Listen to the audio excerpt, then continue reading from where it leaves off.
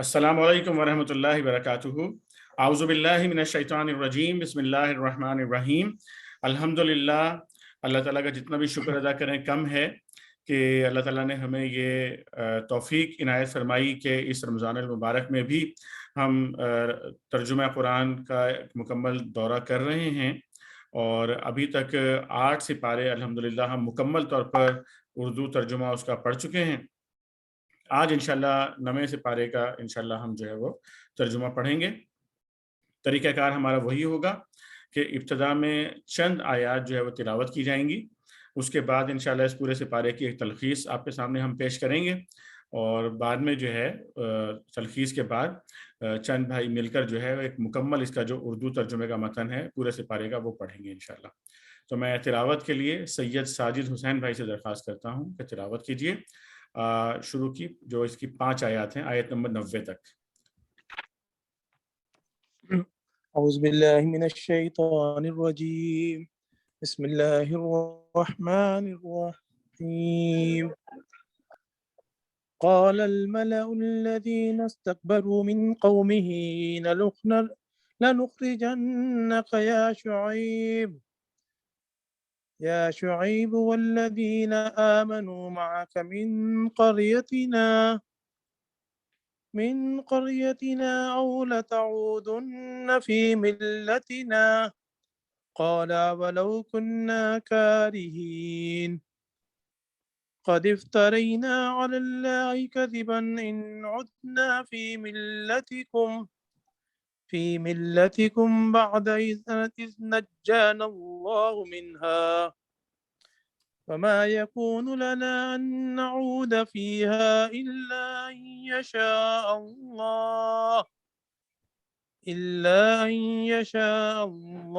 ربنا وسع ربنا كل شيء علما على الله توكلنا ربنا افتح بيننا وبين قومنا بالحق وأنت خير الفاتحين وقال الملأ الذين كفروا من قومه لئن اتبعتم شعيبا إنكم إذا لخاسرون فأخذتهم الرجفة فأصبحوا في دارهم جاثمين صدق اللہ जज़ाकल्लाह खैर साजिद भाई, जज़ाकल्लाह खैर। अब इंशाल्लाह हम इसकी पूरे सिपारे की तलख़ीस आपके सामने जो है वो पेश करते हैं इंशाल्लाह। ये 9वें सिपारे में सूरह आराफ के आखिरी 14 रुकू इंशाल्लाह हम पढ़ेंगे, रुकू नंबर 11 से लेकर 24 तक। 10 रुकू हम जो है वो पिछले सिपारे में पढ़ चुके हैं और इसके अलावा सूरह अनफाल फिर स्टार्ट हो जाएगी और 4 रुकू जो है उसके भी इंशाल्लाह हम पढ़ेंगे। रुकू नंबर 11 जो है, जिस तरह अभी तिलावत भी हमारे सामने हुई कि कौम शुएब का जिक्र यहाँ पर आया है। हज़रत शुएब अलैहिस्सलाम ने अपनी कौम को अल्लाह की बंदगी की दावत दी और उनकी कौम का जो सबसे बड़ा उनका गुनाह था और जो बहुत बड़ा जुर्म था उनका, वो ये कि नाप तोल में कमी करते थे, कारोबारी बददियानती उनके अंदर बहुत ज़्यादा फैली हुई थी। फिर तिजारती रूट पर मौजूद थे, तिजारती काफ़िले जो गुजरते थे उनकी लूटमार जो है वो लोग करते थे। शुएब अलैहिस्सलाम ने उनको जराइम से बाज आने की जब तलकीन की तो उन्होंने बात मानने के बजाय धमकी दी और शुएब अलैहिस्सलाम को कि हम आपको आपकी इस बस्ती से निकाल देंगे और फिर ये भी कहा कि अगर आप चाहते हैं कि आप हमारे साथ रहना चाहते हैं बस्ती में तो आपको फिर हमारी बात माननी पड़ेगी और अपने जो आबा व अजदाद के जो हमारे अकायद हैं उन्हीं को आपको लेकर चलना पड़ेगा। तो फिर शुएब अलैहिस्सलाम ने उनको जवाब दिया कि अल्लाह ने जब हमें हक का रास्ता दिखा दिया है तो अब हम इस रास्ते को नहीं छोड़ेंगे। उसके बाद इस कौम के ऊपर अजाब आया, इसकी पूरी तफसील जो है वो इंशाल्लाह यहाँ पर आएगी। 12वें रुकू में जो है वो ये बात बयान हमारे सामने आएगा, इस बात का बयान कि कौमों की तरफ जो छोटे छोटे अजाब भेजे जाते हैं शुरू में बड़े अजाब से पहले वो क्यों भेजे जाते हैं, ताकि उनके दिलों में जो है रिफ़्क़त पैदा हो और वो जो अल्लाह के दीन की दावत दी जा रही है उसकी तरफ जो है वो मुतवज्जे हों। और अल्लाह रब करीम ने ये भी बयान फरमाया कि वो कौमें जो हिदायत के रास्ते पर आ जाती हैं तो फिर अल्लाह ताला उनके लिए ज़मीन और आसमान से बरकतों के दरवाजे जो है अल्लाह ताला खोल देते हैं।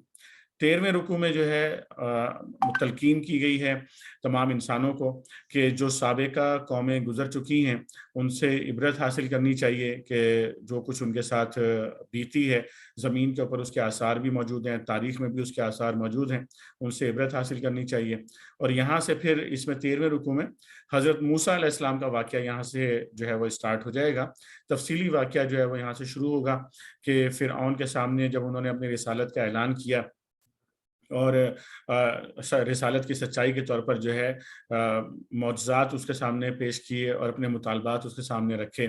14ویں رکوع میں جو ہے یہ کنٹینیو ہوگا حضرت موسیٰ علیہ السلام کا جو واقعہ ہے، اور اس میں جو حضرت موسیٰ علیہ السلام اور جادوگروں کے درمیان جو مقابلہ ہوا اس کی پوری تفصیل جو ہے وہ یہاں پر آئے گی، اور پھر یہ بات بھی سامنے آ جائے گی کہ کس طریقے سے جو جادوگروں نے اس بات کو دیکھ لیا کہ موسیٰ علیہ السلام جو کچھ پیش کر رہے ہیں وہ جادو نہیں ہے بلکہ وہ حقیقت ہے، تو وہ ایمان لے آئے اور اتنا پکا ایمان لے کر آئے کہ جب فرعون نے ان کو دھمکی دی کہ میں مخالف سمتوں سے ہاتھ پیر کٹوا دوں گا تمہارے، اس کے باوجود جو ہے وہ اپنے ایمان سے نہیں پلٹے۔ 15ویں رکوع میں بھی یہی جو ہے موسیٰ علیہ السلام اور فرعون کا جو واقعہ ہے یہ کنٹینیو ہوگا یہاں پر، اور یہاں پر ہمارے سامنے وہ تفصیل آئے گی کہ فرعون نے جو طریقہ کار اختیار کیا تھا بنی اسرائیل کو سزا دینے کا کہ ان کے لڑکوں کو جو ہے وہ ذبح کیا جائے اور بچیوں کو جو ہے ان کی جو ہے وہ محفوظ رکھا جائے ان کی۔ حضرت موسیٰ علیہ السلام نے بھی اس وقت اپنی قوم کو یہ تلقین کی تھی کہ اللہ سے مدد مانگو اور صبر کرو۔ صبر کا مطلب یہ ہوتا ہے کہ ڈٹ جانا اور اپنے حق کے اوپر اور باطل کے مقابلے میں پیچھے نہیں ہٹنا، یہ صبر ہے۔ موسیٰ علیہ السلام نے اپنی قوم کو صبر کی اور اللہ تعالیٰ سے مدد مانگنے کی تلقین کی، اور یہ کہا کہ اگر تم صبر کرو گے، اللہ سے مدد مانگو گے، ہمت کے ساتھ آگے بڑھو گے تو اللہ تعالیٰ تمہیں زمین کا وارث بنائے گا۔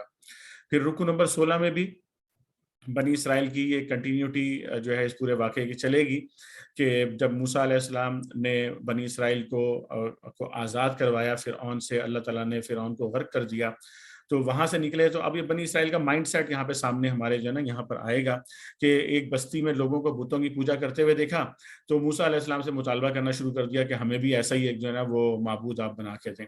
اور پھر جو موسیٰ علیہ السلام نے اپنی قوم کو بتایا کہ یہ تو تم بہت بڑی ناشکری کر رہے ہو، اس کی تفصیل ہمارے سامنے آئے گی۔ 17ویں رکوع میں بھی یہ کنٹینیو چلے گا موسیٰ علیہ السلام کا واقعہ، اور یہاں پر ہمارے سامنے جو ہے وہ آئے گا کہ موسیٰ علیہ السلام جو ہے وہ اللہ تعالیٰ نے ان کو اپنے آپ سے ہم کلام ہونے کا شرف بخشا، اور موسیٰ علیہ السلام نے اللہ تعالیٰ کو دیکھنے کی خواہش کا اظہار کیا، تو اس وقت کیا ہوا تفصیلات وہ اس میں پڑھیں گے انشاءاللہ ہم 17ویں رکوع میں۔ 18واں رکوع جو ہے وہاں پہ یہ کنٹینیو چل رہا ہے موسیٰ علیہ السلام کا واقعہ کہ، اور یہاں پر وہ بات آئے گی کہ جب موسیٰ علیہ السلام جو ہے وہ کوہ طور پہ اللہ تعالیٰ نے ان کو بلایا ہم کلام ہونے کے لیے، تو ان کے پیچھے جو ہے قوم نے جیسے ہی دیکھا کہ موسیٰ علیہ السلام وہاں سے ہٹ گئے تو ان کے پیچھے جو ہے بچڑے کو انہوں نے معبود بنا لیا، اور جو ان کے نائب تھے وہاں پہ ان کو دبایا حضرت ہارون علیہ السلام کو، وہ تفصیل ہمارے سامنے آئے گی انشاءاللہ۔ 19ویں رکوع میں جو ہے ہمارے سامنے جو ہے وہ بات آئے گی کہ جن لوگوں نے بچڑے کو معبود بنایا تھا ان کا پھر کیا جو ہے انجام ہوا، اور نبی کریم صلی اللہ علیہ وسلم کے بارے میں یہ بات ہمارے سامنے آئے گی کہ نبی صلی اللہ علیہ وسلم جو ہے وہ نیکی کا حکم دیتے ہیں، برائی سے روکتے ہیں، پاکیزہ چیزوں کو جو ہے وہ حلال کرتے ہیں، خبیث چیزوں کو حرام کرتے ہیں۔ اور ایک بڑی اہم چیز یہاں پر ہمارے سامنے آئے گی جو ہمیں آج کے اس میں اور زیادہ ہمارے لیے اہم بن جاتی ہے، وہ یہ کہ لوگوں نے جو اپنے اوپر ایک زبردستی کی اپنی گردنوں پہ بوجھ ڈالے ہوئے ہوتے ہیں۔ یہ بوجھ کس چیزوں کے ہوتے ہیں؟ بوجھ بیجا رسومات، بدعات اور اس طرح کی اوہام جو ہے، یہ بہت ساری چیزیں لوگوں نے کریٹ کر کے اپنے اوپر خود ہی بوجھ ڈال لیا ہوتا ہے، اور زندگی گزارنا اپنی جو ہے نا وہ سماج کی مشکل بنا دی ہوتی ہے، اس کا بھی تذکرہ یہاں پر آئے گا۔ اور پھر اللہ رب کریم نے جو فرمایا کہ جو لوگ بھی نبی صلی اللہ علیہ وسلم پر ایمان لائیں گے ان کا ادب و احترام کریں گے اور دعوت دین میں اور دین کا غلبے کے مشن میں ان کا ساتھ دیں گے تو ان کے لیے جو ہے کامیابی کا اللہ تعالیٰ نے یہاں پر تذکرہ کیا ہے۔ 20ویں رکوع میں اللہ تعالیٰ کا یہاں پر ہمارے سامنے حکم آئے گا کہ نبی کریم صلی اللہ علیہ وسلم جو ہے وہ تمام انسانیت کے لیے اللہ رب کریم نے ان کو رسول بنایا ہے، صرف عرب کے لیے نہیں بنایا اور اس زمانے کے لیے نہیں بنایا بلکہ تمام انسانیت کے لیے بنایا۔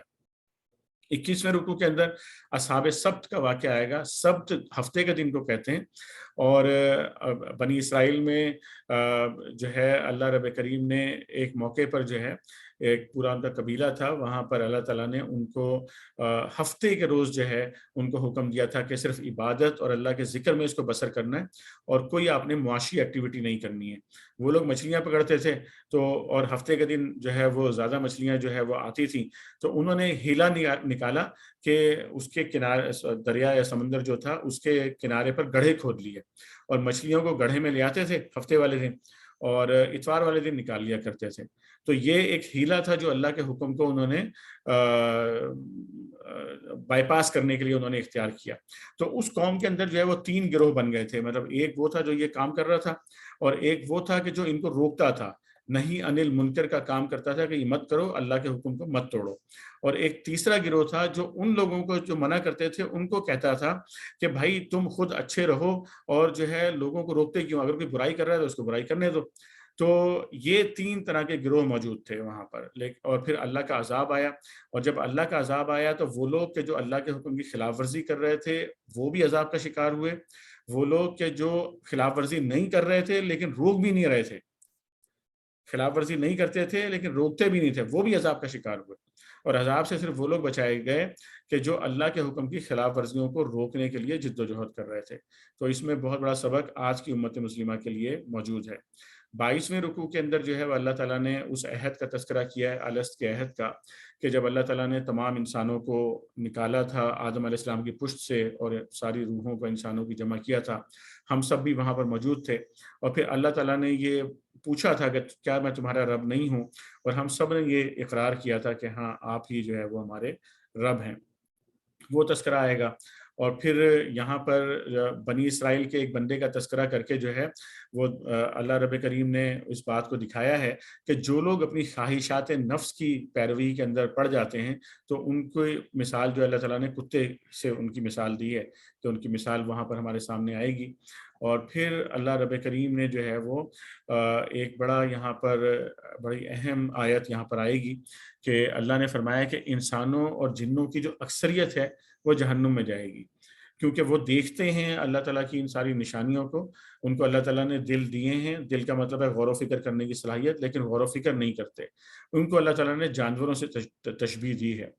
اور 23ویں رکوع میں نبی کریم صلی اللہ علیہ وسلم کا یہ اعلان جو ہے اللہ کے نبی صلی اللہ علیہ وسلم سے کروایا گیا ہے کہ نبی مہربان خود فرماتے ہیں کہ مجھے اپنے نفع اور نقصان کا کوئی علم نہیں ہے، نہ میں غیب کا جو ہے نا وہ علم جانتا ہوں، اور مجھے غیب کی باتیں پتہ ہوتی تو میں بھی بہت ساری خیر سمیٹ لیتا اس غیب کے، اور ہر قسم کے شر سے بھی بچ جاتا۔ تو یہ جو ہے وہاں پر تذکرہ آئے گا، اور نیکیوں پر بشارت دینا اور برائیوں پر عذاب سے خبردار کر دینے کا جو ہے نا وہ اللہ کے نبی صلی اللہ علیہ وسلم نے فرمایا کہ میری تو یہ ذمہ داری ہے۔ رکوع نمبر 24 کے اندر جو ہے وہ اللہ تعالیٰ کی طرف سے جو ہے وہ بہت ساری اہم ہدایات جو ہے وہ ہمارے سامنے یہاں پر آئیں گی انشاءاللہ، اور اس کا تذکرہ آئے گا کہ جن معبودوں کو بندے پکارتے ہیں تو وہ تو بندوں کی کیا مدد کریں گے، وہ تو اپنی بھی مدد نہیں کر سکتے۔ یہاں پر مشرکین جو آپ کے اوپر کیچڑ اچھالتے ہیں، جو باتیں آپ کے خلاف کرتے ہیں، ان پر صبر کرنے کا اللہ تعالیٰ نے تلقین کی ہے، اور یہ تلقین کی ہے کہ برائی کا جواب جو ہے وہ اچھائی سے دینا چاہیے۔ اس بات کو آج کی زندگی میں اور زیادہ اچھے طریقے سے ہمیں جو ہے اختیار کرنے کی ضرورت ہے۔ اور پھر اللہ تعالیٰ نے یہ فرمایا کہ جب قرآن جو ہے سنانے کے لیے پڑھا جائے تو اس کو بہت غور سے سننا چاہیے، اور اللہ کا ذکر کرتے رہنا چاہیے، اللہ کی یاد سے جو ہے وہ غافل نہیں ہونا چاہیے بندے کو۔ اس کے بعد سورہ انفال شروع ہو جائے گی، اور سورہ انفال کے پہلے رکوع میں اللہ تعالیٰ نے بندہ مومن کا جو باطنی کردار ہے اس کو واضح کیا ہے کہ مومن، اصل مومن وہ لوگ ہوتے ہیں کہ جب ان کے سامنے اللہ کا ذکر کیا جاتا ہے، اللہ کا کلام ان کے سامنے آتا ہے تو ان کے دل کانپ جاتے ہیں اللہ کی بات سننے کے بعد، اور پھر یہ اللہ کی جو آیات ہیں، اللہ کا جو کلام ہے، یہ ان کے ایمان میں اور اضافہ کر دیتا ہے۔ وہ اللہ پر بھروسہ کرتے ہیں، نماز قائم کر کے اللہ سے لو لگاتے ہیں، اللہ کی خوشنودی کے لیے اس کی راہ میں مال خرچ کرتے ہیں، اور ان کے لیے پھر اللہ تعالیٰ نے بشارتیں دی ہیں۔ اور یہاں سے اس کے بعد پھر جو ہے وہ غزوہ بدر پر جو ہے اللہ تعالیٰ کا تبصرہ جو ہے یہاں سے شروع ہو جاتا ہے، اور اس کا تذکرہ آئے گا ہمارے سامنے کہ 2 قافلے آ رہے تھے، ایک تجارتی قافلہ تھا اور ایک قریش مکہ کا فوجی قافلہ، فوج آ رہی تھی مقابلے کے لیے۔ تو اللہ تعالیٰ نے پوچھا کہ بھئی تم کیا لینا چاہتے ہو؟ تو ظاہر ہے کہ انسانوں کی ٹینڈنسی یہاں پہ دکھائی ہے کہ مومنین بھی جو ہوتے ہیں ٹینڈنسی ہوتی ہے کہ آسان چیز کی طرف جانا چاہتے ہیں کہ قافلہ ہمیں مل جائے، لیکن اللہ تعالیٰ نے چونکہ اس کے اندر حکمت یہ تھی کہ قوت سے آپ کو ٹکرا کے قوت توڑنی ہے، تو پھر اللہ تعالیٰ نے جو ہے نا وہ اس طرف جو ہے وہ لے کر گئے کہ جو ہے ہمیں باطل سے ٹکرانا چاہیے، چاہے ہماری قوت تھوڑی ہی کیوں نہ ہو، ہمیں اس کی قوت کو توڑنے کے لیے کوشش کرنی چاہیے۔ دوسرے رکوع کے اندر جو میدان بدر میں اللہ تعالیٰ کی طرف سے نصرت، اللہ تعالیٰ کی طرف سے مدد نازل ہوئی اور فرشتے آئے، اس کا جو ہے تذکرہ جو ہے وہ آئے گا، اور مسلمانوں کے لیے حکم دیا گیا ہے کہ پیٹھ نہیں پھیرنی ہے مقابلے کے وقت انہوں نے۔ تیسرا رکوع جو ہے اس میں اللہ اور رسول صلی اللہ علیہ وسلم کی پکار پر لبیک کہنے کا جو ہے اللہ تعالیٰ نے حکم دیا ہے، اور یہ نصیحت کی ہے کہ اللہ اور رسول کے ساتھ خیانت نہ کی جائے۔ ہماری جان، ہمارا مال جو ہے یہ اللہ کی امانت ہے، اور اس امانت کو اللہ کی مرضی کے مطابق ہی ہمیں جو ہے نا وہ لگانا چاہیے۔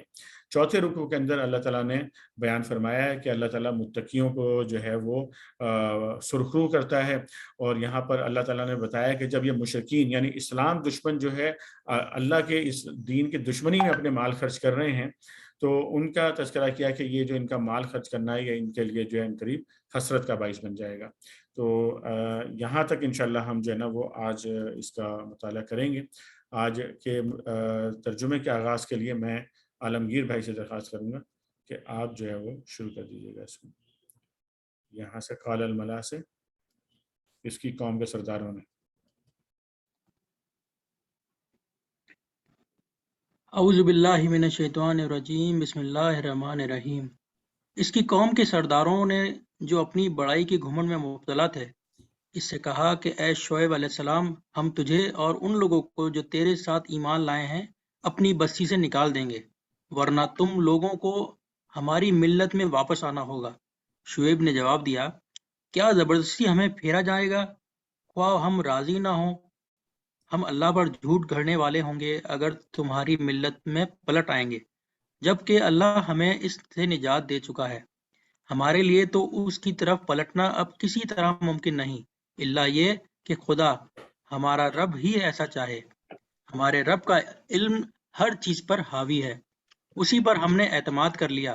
اے رب، ہمارے اور ہماری قوم کے درمیان ٹھیک ٹھیک فیصلہ کر دے، اور تو بہترین فیصلہ کرنے والا ہے۔ اس کی قوم کے سرداروں نے جو اس کی بات ماننے سے انکار کر چکے تھے آپس میں کہا،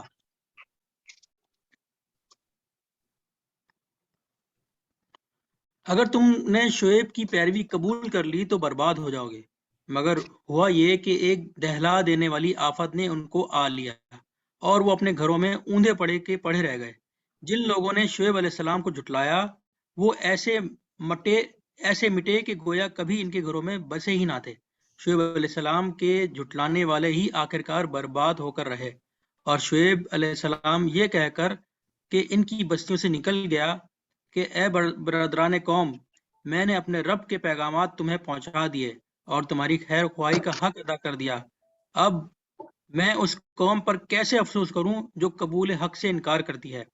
کبھی ایسا نہیں ہوا کہ ہم نے کسی بستی میں نبی بھیجا ہو اور اس بستی کے لوگوں کو پہلے تنگی اور سختی میں مبتلا نہ کیا ہو، اس خیال سے کہ شاید وہ عاجزی پر اتر آئیں۔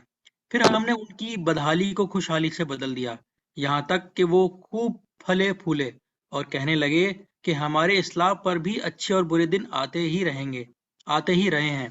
آخرکار ہم نے انہیں اچانک پکڑ لیا اور انہیں خبر تک نہ ہوئی۔ اگر بستیوں کے لوگ ایمان لاتے اور تقوی کی روش اختیار کرتے تو ہم ان پر آسمان اور زمین سے برکتوں کے دروازے کھول دیتے، مگر انہوں نے تو جھٹلایا، لہذا ہم نے اس بری کمائی کے حساب میں انہیں پکڑ لیا جو وہ سمیٹ رہے تھے۔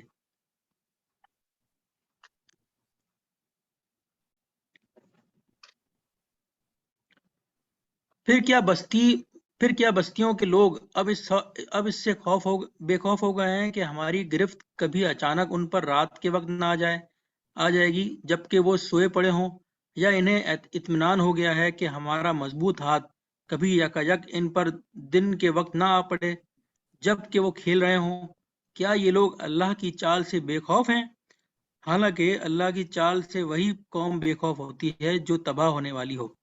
اور کیا ان لوگوں کو جو سابق اہل زمین کے بعد زمین کے وارث ہوتے ہیں، اس امر واقعی نے کچھ سبق نہیں دیا کہ اگر ہم چاہیں تو ان کے قصوروں پر انہیں پکڑ سکتے ہیں، مگر وہ سبق آموز حقائق سے تغافل برتتے ہیں اور ہم ان کے دلوں پر مہر لگا دیتے ہیں، پھر وہ کچھ نہیں سنتے۔ یہ قومیں جن کے قصے ہم تمہیں سنا رہے ہیں تمہارے سامنے مثال میں موجود ہیں۔ ان کے رسول ان کے پاس کھلی کھلی نشانیاں لے کر آئے، مگر جس چیز کو وہ ایک دفعہ جھٹلا چکے تھے پھر وہ اسے ماننے والے نہ تھے۔ دیکھو، اس طرح ہم منکرین حق کے دلوں پر مہر لگا دیتے ہیں۔ ہم نے ان میں سے اکثر میں کوئی پاس عہد نہ پایا، بلکہ اکثر کو فاسق ہی پایا۔ پھر ان قوموں کے بعد جن کا ذکر اوپر کیا گیا ہے، ہم نے موسیٰ علیہ السلام کو اپنی نشانیوں کے ساتھ فرعون اور اس کی قوم کے سرداروں کے پاس بھیجا، مگر انہوں نے بھی ہماری نشانیوں کے ساتھ ظلم کیا۔ پس دیکھو کہ ان مفسدوں کا انجام کیا ہوا۔ موسیٰ علیہ السلام نے کہا، اے فرعون، میں کائنات کے مالک کی طرف سے بھیجا ہوا آیا ہوں۔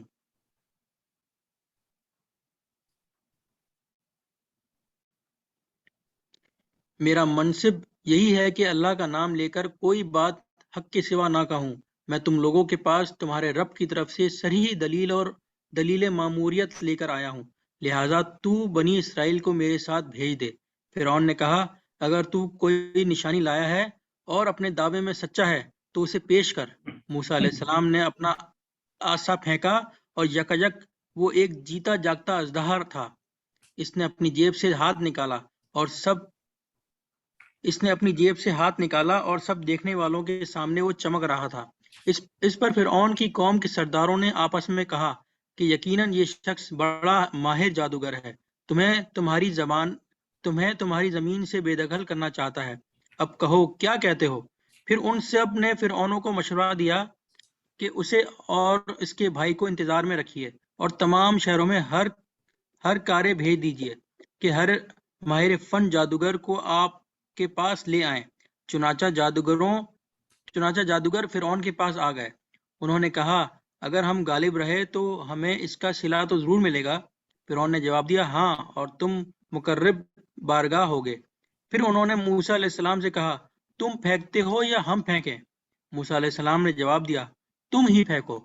انہوں نے اپنے انچھڑ پھینکے تو نگاہوں کو مسحور اور دلوں کو خوف زدہ کر دیا اور بڑا ہی زبردست جادو بنا لائے۔ ہم نے موسیٰ علیہ السلام کو اشارہ کیا کہ پھینک اپنا عصا۔ اس کا پھینکنا تھا کہ آن کی آن میں وہ ان کے اس جھوٹے تلسم کو نگلتا چلا گیا۔ تلسم نہیں، تلسم۔ اس طرح جو حق تھا وہ حق ثابت ہوا اور جو کچھ انہوں نے بنا رکھا تھا وہ باطل ہو کر رہ گیا۔ فرعون اور اس کے ساتھی میدان مقابلہ میں مغلوب ہوئے اور فتح مند ہونے کے بجائے الٹے ذلیل ہو گئے، اور جادوگروں کا حال یہ ہوا کہ گویا کسی چیز نے اندر سے انہیں سجدے میں گرا دیا۔ کہنے لگے، ہم نے مان لیا رب العالمین کو، اس رب کو جسے موسیٰ علیہ السلام اور ہارون مانتے ہیں۔ فرعون نے کہا، تم اس پر ایمان لے آئے قبل اس کے کہ میں تمہیں اجازت دوں؟ یقیناً یہ کوئی خفیہ سازش تھی جو تم لوگوں نے اس دارالسلطنت میں کی تاکہ اس کے مالکوں کو اقتدار سے بے دخل کر دو۔ اچھا، تو اس کا نتیجہ اب تمہیں معلوم ہوا چاہتا ہے۔ میں تمہارے ہاتھ پاؤں مخالف سمتوں سے کٹوا دوں گا اور اس کے بعد تم سب کو سولی پر چڑھاؤں گا۔ انہوں نے جواب دیا، بہرحال ہمیں پلٹنا اپنے رب ہی کی طرف ہے۔ تو جس بات پر ہم سے انتقام لینا چاہتا ہے وہ اس کے سوا کچھ نہیں ہے کہ ہمارے رب کی نشانیاں جب ہمارے سامنے آ گئیں تو ہم نے انہیں مان لیا۔ اے رب، ہم پر صبر کا فیضان کر اور ہمیں دنیا سے اٹھا تو اس حال میں اٹھا کہ ہم تیرے فرما بردار ہوں۔ فرعون سے اس کی قوم کے سرداروں نے کہا، کیا تو موسیٰ علیہ السلام اور اس کی قوم کو یوں ہی چھوڑ دے گا ملک میں فساد پھیلائیں اور وہ تیری اور تیرے معبودوں کی بندگی چھوڑ بیٹھیں؟ فرعون نے جواب دیا، میں ان کے بیٹوں کو قتل کراؤں گا اور ان کی عورتوں کو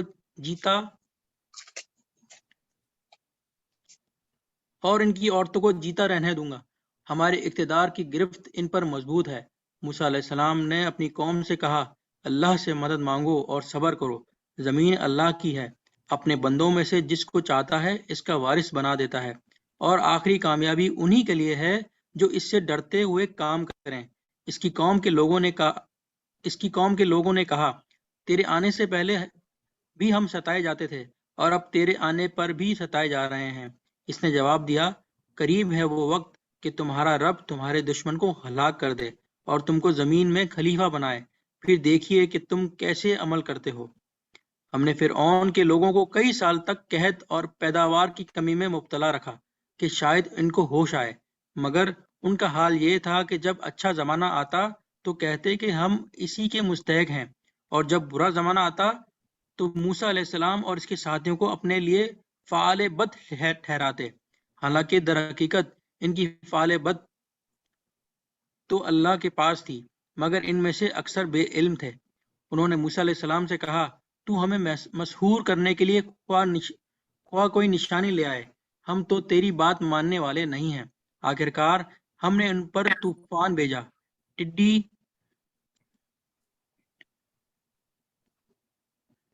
دل چھوڑے، سرسریاں پھیلائیں، مینڈک نکالے اور خون برسایا۔ یہ سب نشانیاں الگ الگ کر کے دکھائیں، مگر وہ سرکشی کیے چلے گئے اور وہ بڑے ہی مجرم لوگ تھے۔ جب کبھی ان پر بلا نازل ہو جاتی تو کہتے اے موسیٰ تجھے اپنے رب کی طرف سے جو منصب حاصل ہوا ہے اس کی بنا پر ہمارے حق میں دعا کر، اگر اب کہ تو ہم پر سے یہ بلا ٹلوا دے تو ہم تیری بات مان لیں گے اور بنی اسرائیل کو تیرے ساتھ بھیج دیں گے، مگر جب ہم ان پر سے اپنا عذاب ایک وقت مقرر تک کے لیے جس کو وہ بہرحال پہنچنے والے تھے ہٹا لیتے تو وہ یکلخت اپنے عہد سے پھر جاتے۔ تب ہم نے ان سے انتقام لیا اور انہیں سمندر میں غرق کر دیا، کیونکہ انہوں نے ہماری نشانیوں کو جھٹلایا تھا اور ان سے بے پرواہ ہو گئے تھے، اور ان کی جگہ ہم نے ان لوگوں کو جو کمزور بنا کر رکھے گئے تھے اس سرزمین کے مشرق اور مغرب کا وارث بنا دیا جسے ہم نے برکتوں سے مالا مال کیا تھا۔ اس طرح بنی اسرائیل کے حق میں تیرے رب کا وعدہ خیر پورا ہوا کیونکہ انہوں نے صبر سے کام لیا تھا، اور ہم نے فرعون اور اس کی قوم کا وہ سب کچھ برباد کر دیا جو وہ بناتے اور چڑھاتے تھے۔ بنی اسرائیل کو ہم نے سمندر سے گزار دیا، پھر وہ چلے اور راستے میں ایک ایسی قوم پر ان کا گزر ہوا جو اپنے چند بتوں کی گرویدہ بنی ہوئی تھی۔ کہنے لگے اے موسیٰ علیہ السلام ہمارے لیے بھی کوئی ایسا معبود بنا دے جیسے ان لوگوں کے معبود ہیں۔ موسیٰ علیہ السلام نے کہا تم لوگ بڑی نادانی کی باتیں کرتے ہو، یہ لوگ جس طریقے کی پیروی کر رہے ہیں وہ تو برباد ہونے والا ہے، اور جو عمل وہ کر رہے ہیں وہ سراسر باطل ہے۔ پھر موسیٰ علیہ السلام نے کہا کیا میں اللہ کے سوا کوئی اور معبود تمہارے لیے تلاش کروں، حالانکہ وہ اللہ ہی ہے جس نے تمہیں دنیا بھر کی قوموں پر فضیلت بخشی ہے۔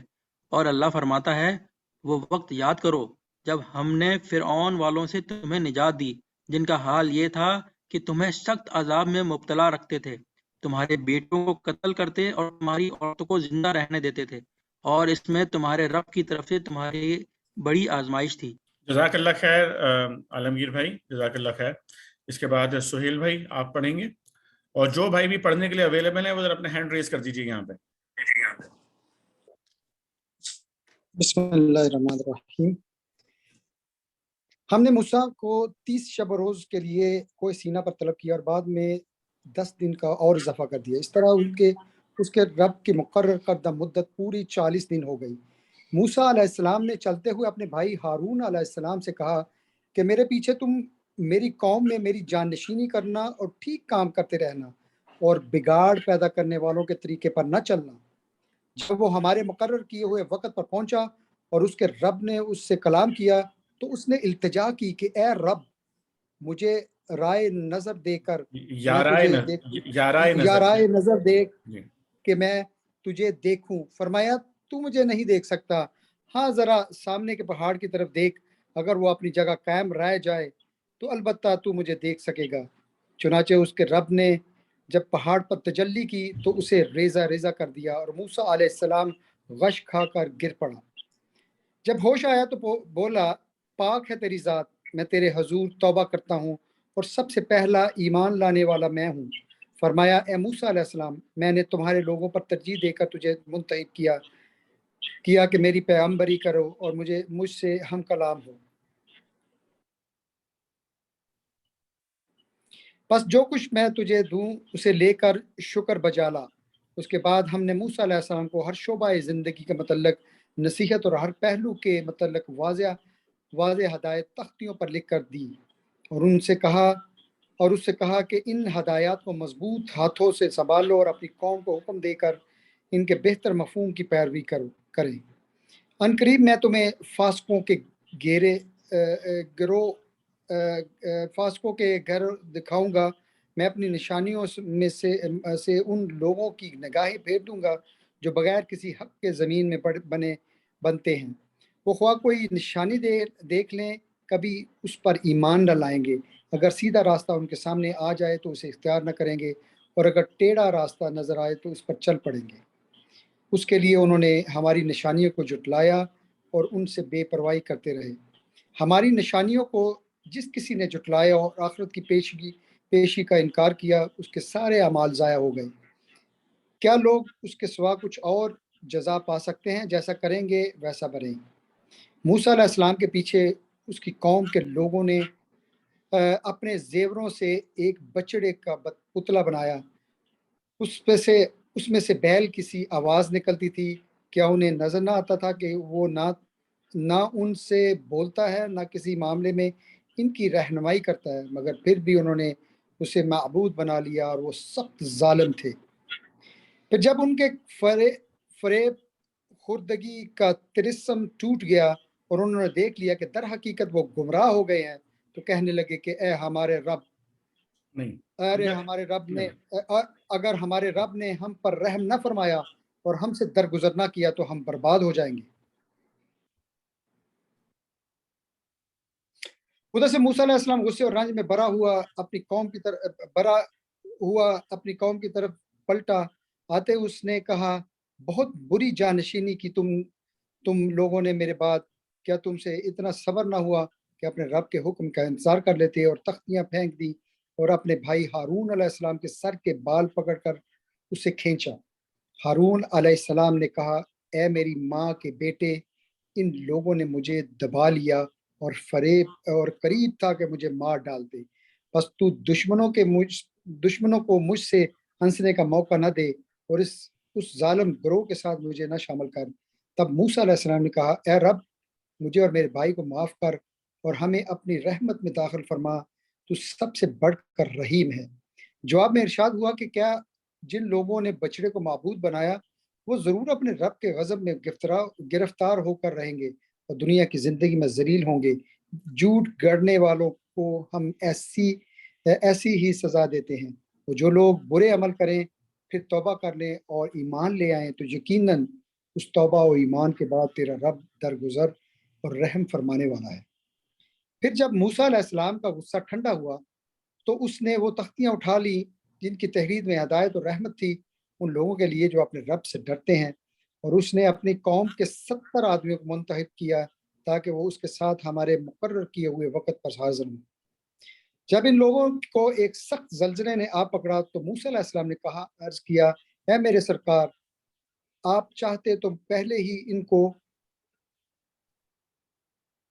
اور مجھے ہلاک کر سکتے تھے کہ آپ اس قصور میں جو ہم میں سے چند نادانوں نے کیا تھا ہم سب کو ہلاک کر دیں گے۔ یہ تو آپ کی ڈالی ہوئی ایک آزمائش تھی جس کے ذریعے سے آپ جیسے چاہتے ہیں گمراہی میں مبتلا کر دیتے ہیں، جسے چاہتے ہیں ہدایت بخش دیتے ہیں۔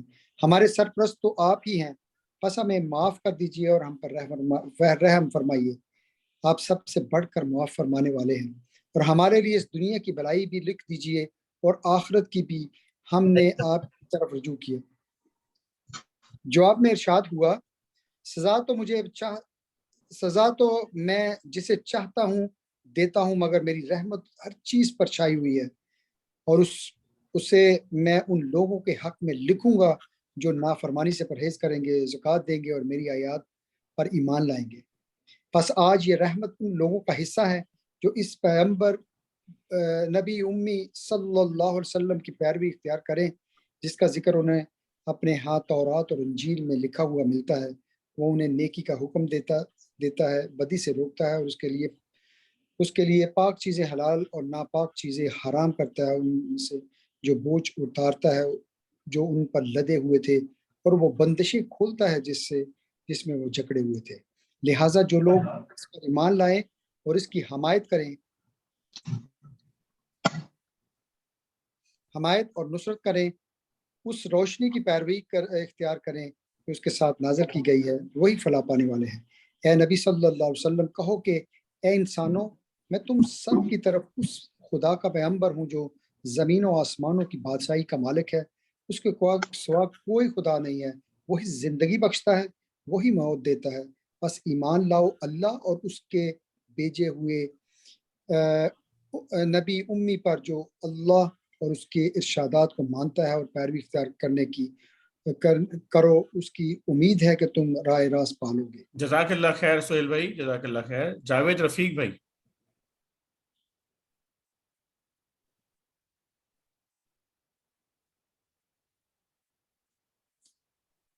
जावेद भाई माइक ओपन कर लीजिए अपना।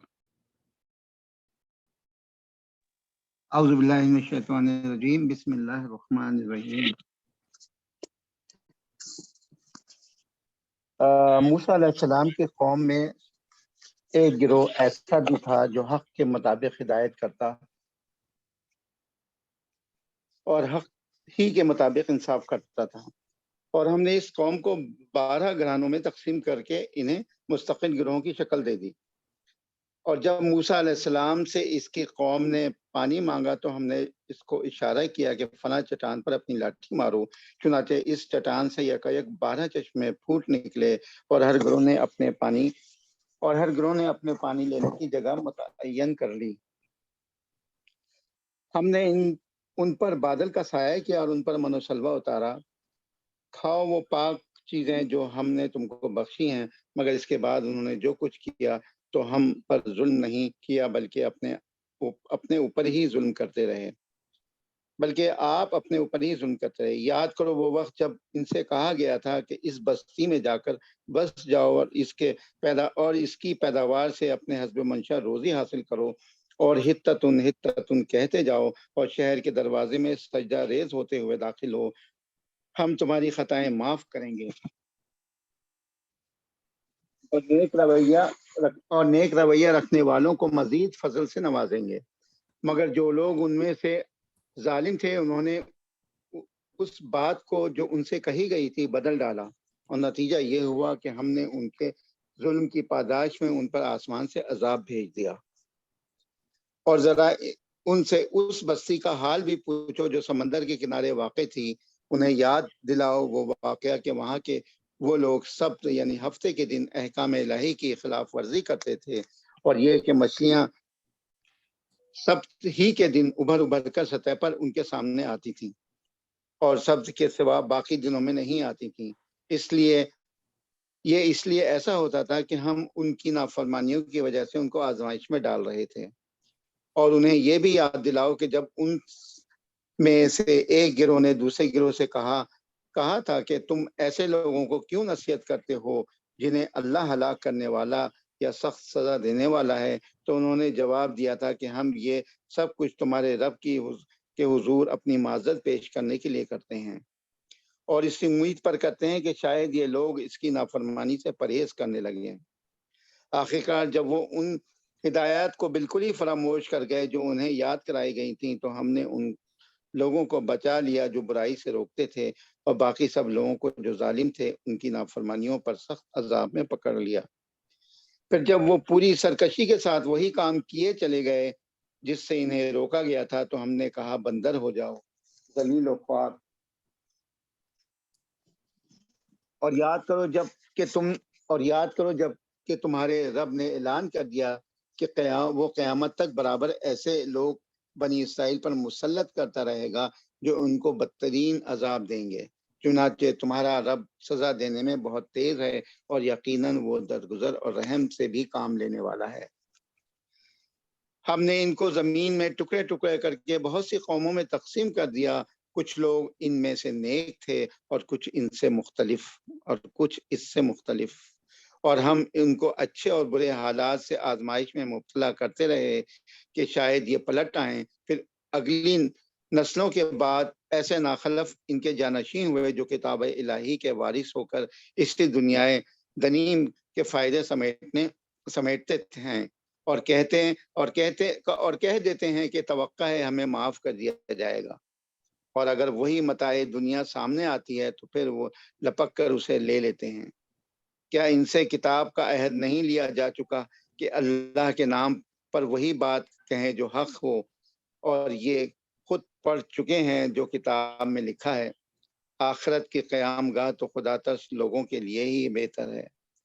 کیا تم اتنی سی بات نہیں سمجھتے؟ جو لوگ کتاب کی پابندی کرتے ہیں اور جنہوں نے نماز قائم کر رکھی ہے، یقیناً ایسے نیک کردار لوگوں کا اجر ہم ضائع نہیں کریں گے۔ انہیں وہ وقت بھی کچھ یاد ہے جب کہ ہم نے پہاڑ کو ہلا کر ان پر اس طرح چھا دیا تھا کہ گویا وہ چھتری ہے، اور یہ گمان کر رہے تھے کہ وہ ان پر آ پڑے گا۔ اور اس وقت ہم نے ان سے کہا تھا کہ جو کتاب ہم تمہیں دے رہے ہیں اسے مضبوطی کے ساتھ تھامو، اور جو کچھ اس میں لکھا ہے اسے یاد رکھو۔ توقع ہے کہ تم غلط روی سے بچے رہو گے۔ اور اے نبی صلی اللہ علیہ وسلم، لوگوں کو یاد دلاؤ وہ وقت جب کہ تمہارے رب نے بنی آدم کی پشتوں سے ان کی نسل کو نکالا تھا، اور انہیں خود ان کے اوپر گواہ بناتے ہوئے پوچھا تھا، کیا میں تمہارا رب نہیں ہوں؟ انہوں نے کہا، ضرور آپ ہی ہمارے رب ہیں، ہم اس پر گواہی دیتے ہیں۔ یہ ہم نے اس لیے کیا کہ کہیں تم قیامت کے روز یہ نہ کہہ دو کہ ہم تو اس بات سے بے خبر تھے، یا یہ نہ کہنے لگو کہ شرک کی ابتدا تو ہمارے باپ دادا نے ہم سے پہلے کی تھی، اور ہم بعد کو ان کی نسل سے پیدا ہوئے۔ پھر کیا آپ ہمیں اس قصور میں پکڑتے ہیں جو غلط کار لوگوں نے کیا تھا؟ دیکھو، اس طرح ہم نشانیاں واضح طور پر پیش کرتے ہیں، اور اس لیے کرتے ہیں کہ یہ لوگ پلٹ آئیں۔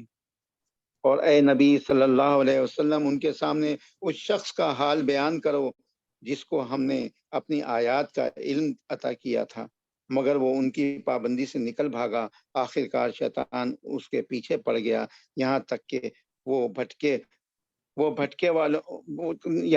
بھٹکنے والوں میں شامل ہو کر رہا۔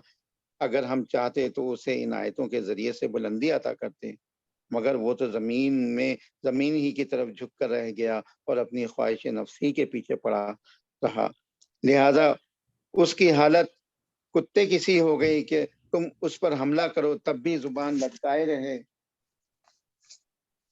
اور اسے چھوڑ دو تب بھی وہ زبان لٹکائے رہے۔ یہی مثال ہے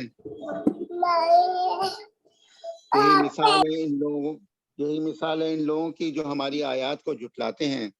تم یہ حکایات ان کو سناتے رہو، شاید کہ یہ کچھ غور و فکر کریں۔ بڑی ہی بری مثال ہے ایسے لوگوں کی جنہوں نے ہماری آیات کو جھٹلایا، اور وہ آپ اپنے ہی اوپر ظلم کرتے رہے ہیں۔ جسے اللہ ہدایت بخشے بس وہی راہ راست پاتا ہے، اور جس کو اللہ اپنی رہنمائی سے محروم کر دے وہی ناکام و نامراد ہو کر رہتا ہے۔ اور یہ حقیقت ہے کہ بہت سے جن اور انسان ایسے ہیں جن کو ہم نے جہنم ہی کے لیے پیدا کیا ہے۔ ان کے پاس دل و دماغ ہیں مگر وہ ان سے سوچتے نہیں، ان کے پاس آنکھیں ہیں مگر وہ ان سے دیکھتے نہیں، ان کے پاس کان ہیں مگر وہ ان سے سنتے نہیں۔ وہ جانوروں کی طرح ہیں بلکہ ان سے بھی زیادہ گئے گزرے۔ یہ وہ لوگ ہیں جو غفلت میں کھوئے گئے ہیں۔ اللہ اچھے ناموں کا مستحق ہے، اس کو اچھے ہی ناموں سے پکارو، اور ان لوگوں کو چھوڑ دو جو اس کے نام رکھتے ہیں، راستی سے منحرف ہو جاتے ہیں۔ جو کچھ وہ کرتے ہیں نام رکھنے میں راستے سے منحرف ہوتے ہیں۔ جی، جو اس کے نام رکھنے میں راستے سے منحرف ہو جاتے ہیں، جو کچھ وہ کرتے ہیں اس کا بدلہ وہ پا کر رہیں گے۔ ہماری مخلوق میں ایک ایسا گروہ بھی ہے جو ٹھیک حق کے مطابق ہدایت اور حق کے مطابق انصاف کرتا ہے۔ رہے وہ لوگ جنہوں نے ہماری آیات کو جھٹلا دیا ہے تو انہیں ہم بتدریج ایسے طریقے سے تباہی کی طرف لے جائیں گے کہ انہیں خبر تک نہ ہوگی۔ میں ان کو ڈھیل دے رہا ہوں، میری چال کا کوئی توڑ نہیں ہے۔ اور کیا ان لوگوں نے کبھی سوچا نہیں ان کے رفیق پر جنوں کا کوئی اثر نہیں ہے؟ جنون کا کیا انہوں نے کبھی سوچا نہیں کہ ان کے رفیق پر جنون کا کوئی اثر نہیں ہے؟ جی، وہ تو ایک خبر کرنے والا ہے جو برا انجام سامنے آنے سے پہلے صاف صاف متنبہ کر رہا ہے۔ کیا ان لوگوں نے آسمان اور زمین کے انتظام پر کبھی غور نہیں کیا، اور کسی چیز کو بھی جو خدا نے پیدا کی ہے آنکھیں کھول کر نہیں دیکھا؟ اور کیا یہ بھی انہوں نے نہیں سوچا کہ شاید ان کی مہلت زندگی پورے ہونے کا وقت قریب آ لگا ہو؟ پھر آخر پیغمبر کی اس تنبیہ کے بعد اور کون سی بات ایسی ہو سکتی ہے جس پر یہ ایمان لائیں؟ جس کو اللہ رہنمائی سے محروم کر دے اس کے لیے پھر کوئی رہنما نہیں ہے، اور اللہ انہیں ان کی سرکشی ہی میں بھٹکتا ہوا چھوڑ دیتا ہے۔ یہ لوگ تم سے پوچھتے ہیں کہ آخر وہ قیامت کی گھڑی کب نازل ہوگی؟ کہو اس کا علم میرے رب کے پاس ہے، اسے اپنے وقت پر وہی ظاہر کرے گا۔ آسمانوں اور زمین میں وہ بڑا سخت وقت ہوگا، وہ تم پر اچانک آ جائے گا۔ یہ لوگ اس کے متعلق تم سے اس طرح پوچھتے ہیں کہ گویا کہ تم اس کی کھوج میں لگے ہوئے ہو۔ کہو اس کا علم تو صرف اللہ کو ہے، مگر اکثر لوگ اس حقیقت سے ناواقف ہیں۔ اے نبی صلی اللہ علیہ وسلم، ان سے کہو کہ میں اپنی ذات کے لیے کسی نفع اور نقصان کا اختیار نہیں رکھتا، اللہ ہی جو کچھ چاہتا ہے وہ ہوتا ہے، اور اگر مجھے غیب کا علم ہوتا تو میں بہت سے فائدے اپنے لیے حاصل کر لیتا، مجھے کبھی کوئی نقصان نہ پہنچتا۔ میں تو محض ایک خبردار کرنے والا اور خوشخبری سنانے والا ہوں ان لوگوں کے لیے جو میری بات مانیں۔ وہ اللہ ہی ہے جس نے تمہیں ایک جان سے پیدا کیا اور اسی کی جن سے اس کا جوڑا بنایا تاکہ اس کے پاس سکون حاصل کرے۔ پھر جب مرد نے عورت کو ڈھانک لیا تو اس سے ایک خفیف سا حمل رہ گیا جسے لیے وہ چلتی پھرتی رہی۔ پھر جب وہ بوجھل ہو گئی تو دونوں نے مل کر اللہ اپنے رب سے دعا کی کہ اگر تو نے ہم کو اچھا سا بچہ دیا تو ہم تیرے شکر گزار ہوں گے، مگر جب اللہ نے ان کو ایک صحیح سالم بچہ دے دیا تو وہ اس کی بخشش و عنایت میں دوسروں کو اس کا شریک ٹھہرانے لگے۔ اللہ بہت بلند و برتر ہے ان مشرکانہ باتوں سے جو یہ لوگ کرتے ہیں۔ کیسے نادان ہیں یہ لوگ جو ان کو خدا کا شریک ٹھہراتے ہیں، جو کسی چیز کو پیدا نہیں کرتے بلکہ خود پیدا کیے جاتے ہیں، جو نہ ان کی مدد کر سکتے ہیں اور نہ آپ اپنی مدد ہی پر قادر ہیں۔ اگر تم انہیں سیدھی راہ پر آنے کی دعوت دو تو وہ تمہارے پیچھے نہ آئیں۔ تم خواہ انہیں پکارو یا خاموش رہو، دونوں صورتوں میں تمہارے لیے یکساں ہی رہے۔ تم لوگ خدا کو چھوڑ کر جنہیں پکارتے ہو وہ تو محض بندے ہیں جیسے تم بندے ہو۔ ان سے دعائیں مانگ دیکھو یہ تمہاری دعاؤں کا جواب دیں اگر ان کے بارے میں تمہارے خیالات صحیح ہیں۔ کیا یہ پاؤں رکھتے ہیں کہ ان سے چلیں؟ کیا یہ ہاتھ رکھتے ہیں ان سے پکڑیں؟ کیا یہ آنکھیں رکھتے ہیں کہ ان سے دیکھیں؟ کیا یہ کان رکھتے ہیں کہ ان سے سنیں؟ اے نبی صلی اللہ علیہ وسلم ان سے کہو بلا لو اپنے ٹھہرائے ہوئے شریکوں کو، پھر سب مل کر میرے خلاف تدبیریں کرو اور مجھے ہرگز مہلت نہ دو۔ میرا حامی و ناصر خدا ہے، وہ خدا ہے جس نے یہ کتاب نازل کی ہے اور وہ نیک آدمیوں کی حمایت کرتا ہے۔ بخلاف اس کے کہ تم جنہیں خدا کو چھوڑ کر پکارتے ہو وہ نہ تمہاری مدد کر سکتے ہیں اور نہ خود اپنی مدد ہی کرنے کے قابل ہیں، بلکہ اگر تم انہیں سیدھی راہ پر آنے کے لیے کچھ کہو تو وہ تمہاری بات سن بھی نہیں سکتے۔ بظاہر تم کو ایسا نظر آتا ہے کہ وہ تمہاری طرف دیکھ رہے ہیں، مگر فی الواقع وہ کچھ بھی نہیں دیکھتے۔ اے نبی صلی اللہ علیہ وسلم، نرمی و درگزر کا طریقہ اختیار کرو، معروف کی تلقین کیے جاؤ اور جاہلوں سے نہ الجھو۔ اگر کبھی شیطان تمہیں اکسائے تو اللہ کی پناہ مانگو، وہ سب کچھ سننے والا اور جاننے والا ہے۔ حقیقت میں وہ لوگ متقی ہیں، ان کا حال تو یہ ہوتا ہے کہ کبھی شیطان کے اثر سے کوئی برا خیال اگر انہیں چھو بھی جاتا ہے تو فوراً چوکنے ہو جاتے ہیں اور پھر انہیں صاف نظر آنے لگتا ہے کہ ان کے لیے صحیح طریقہ کار کیا ہے۔ رہے ان کے یعنی شیطان کے بھائی بن تو وہ انہیں ان کی کجروی میں کھینچے لیے چلے جاتے ہیں اور انہیں بھٹکانے میں کوئی کسر اٹھا نہیں رکھتے۔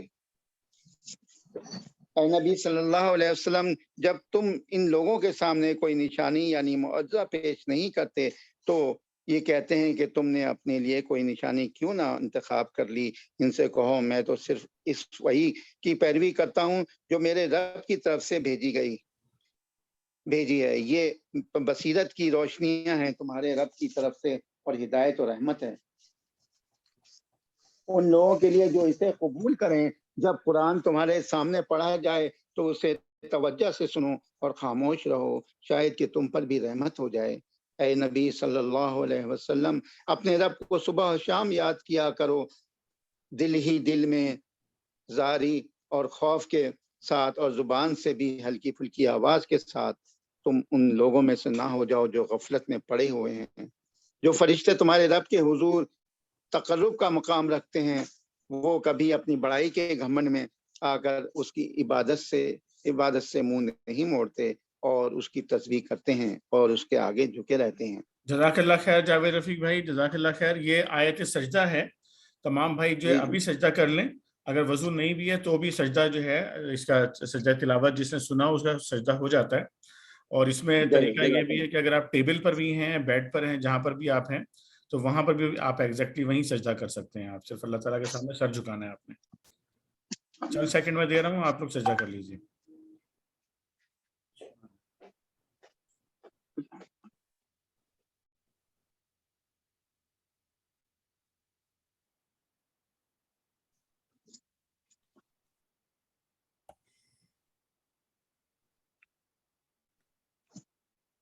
جی اب یہاں سے سورہ انفال شروع ہو رہی ہے۔ ساجد بھائی ہیں ہمارے ساتھ کیا؟ رفیق بھائی؟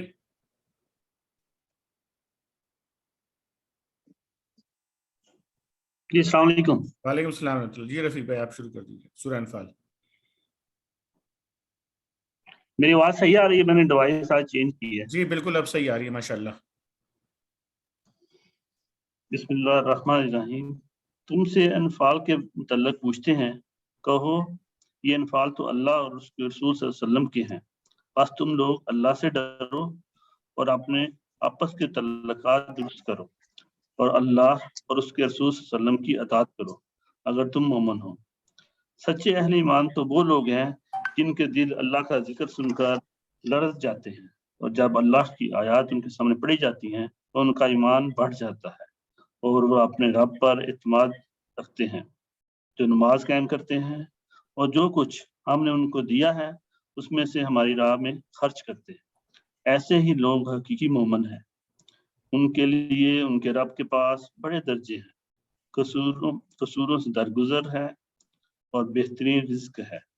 اس مال غنیمت کے معاملے میں بھی ویسی ہی صورت پیش آ رہی ہے جیسی اس وقت پیش آئی تھی جبکہ تیرا رب تجھے حق کے ساتھ تیرے گھر سے نکال لایا تھا، اور مومنوں میں سے ایک گروہ کو یہ سخت ناگوار تھا، وہ اس حق کے معاملے میں تجھ سے جھگڑ رہے تھے، حالانکہ وہ صاف صاف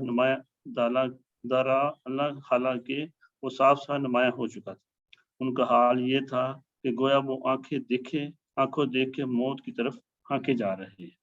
یاد کرو وہ موقع جب کہ اللہ تم سے وعدہ کر رہا تھا کہ دونوں گروہوں میں سے ایک تمہیں مل جائے گا۔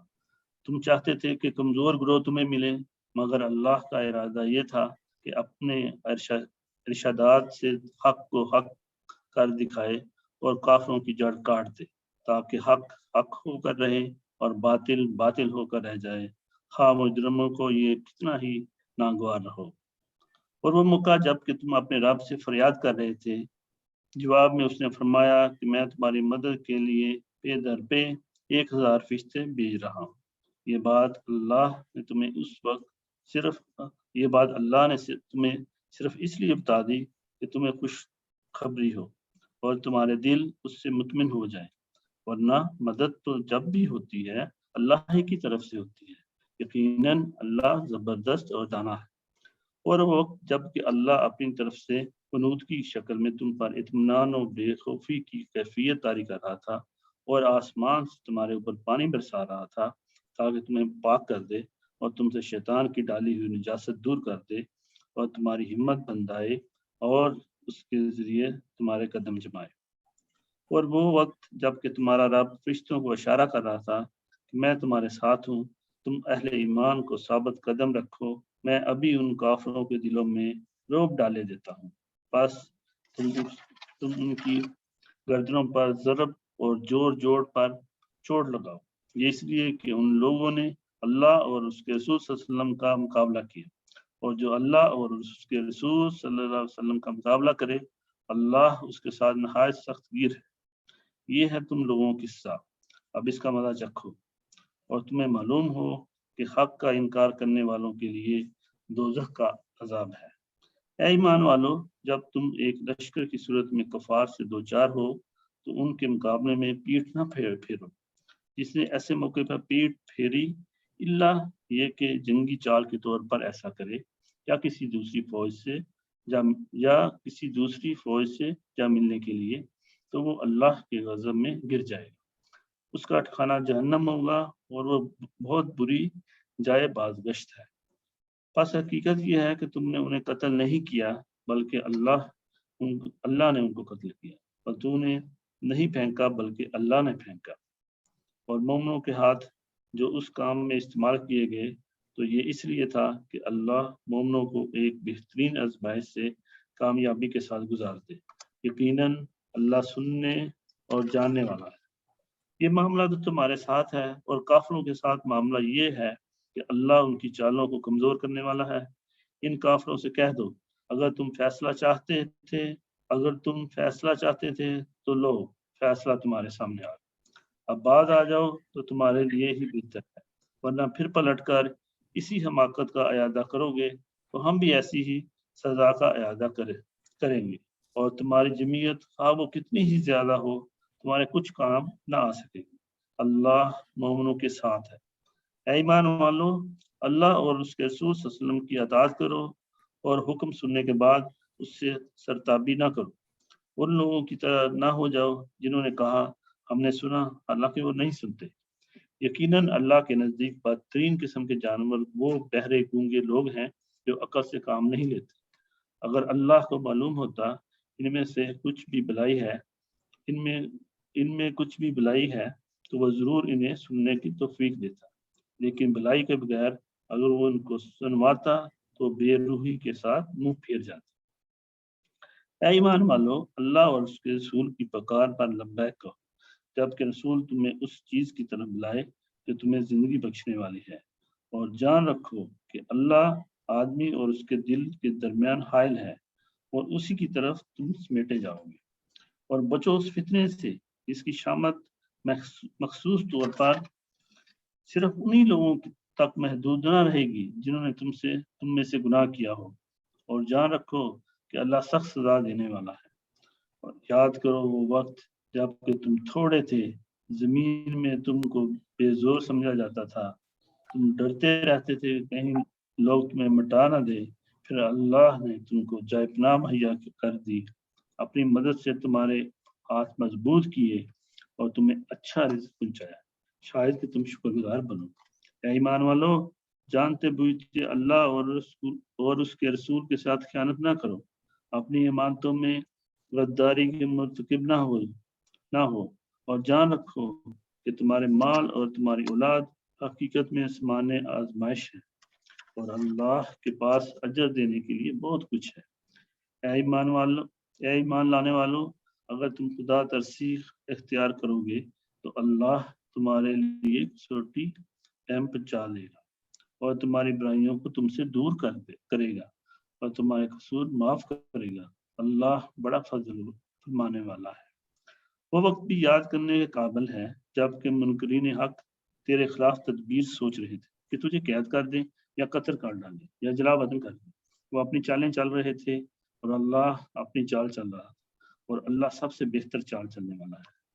جب ان کو ہماری آیات سنائی جاتی تھی تو کہتے تھے کہ ہاں سن لیا ہم نے، ہم چاہیں تو ایسی ہی باتیں ہم بھی بنا سکتے ہیں۔ یہ تو وہی پرانی کہانیاں ہیں جو پہلے سے لوگ کہتے چلے آ رہے ہیں، اور وہ